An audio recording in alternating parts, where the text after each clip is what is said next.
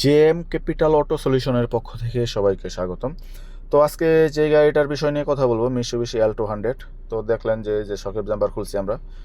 তো গাড়িটা শকেপ জাম্পার উঠতেই আসে না। তো গাড়িটা আমরা কি কাজ করতেছি, গাড়িটা সাসপেনশন রিলেটিভ কাজ করতেছি, গিয়ার রিলেটিভ কাজ করতেছি, এবং গাড়িটা ব্রেকেও প্রবলেম আছে। সাথে এই গাড়ির যে স্টার্টিংটা, এটা খুবই জ্যাম। এই যে দেখেন, এটা ফোর হুইলের যে মাউন্টিং, এটা মাউন্টিংটা ছিঁড়ে গেছে। বল জয়েন্ট একেবারে খারাপ। বুশগুলা ফাটে নাই, কিন্তু বুশগুলা যখন উঁচা নিচা গর্তে পড়ে তখন কচর কচর সাউন্ড করে। তো আমরা এই মালগুলো চেঞ্জ করবো। এই গাড়ির এই মালগুলো সবই খারাপ আছে।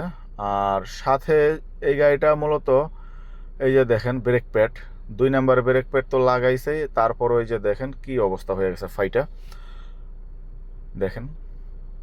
তো আমরা এই কাজটা এই গাড়ির করতেছি। আমরা এই গাড়ির সব জেনুইন পার্টস চেঞ্জ করে লাগিয়ে দেব। সাথে এই যে দেখেন স্টারিংটা কেন জাম হবে না, এই যে দেখেন পাওয়ার অয়েলটা পুরো আলকাত্তা হয়ে গেছে। তো এটা আসলে আমি জানি না এটা এত খারাপ কেন হয়েছে। আপনারা যদি জানেন বলতে পারেন, এটা মানে কিভাবে এত খারাপ হইতে পারে। তো আরও একটা জিনিস, এই যে দেখেন, এটা আমি এখন যেটা দেখাবো এটা হচ্ছে গিয়ার অয়েল। এটা ম্যানুয়াল গিয়ার। এই যে দেখেন, টু হুইল আর ফোর হুইলের যে হাউজিং থাকে, দুটোটার থেকে এই গিয়ার অয়েল বের হয়েছে একদম আলকাত্তার মতো, তারপরেও অনেক কম। আর এই যে দেখেন প্রেসার প্লেট আর ক্লাস প্লেট একদম জইলা ধইরা গেছে, আর ক্লাস প্লেটে তো কিছু নাই গা।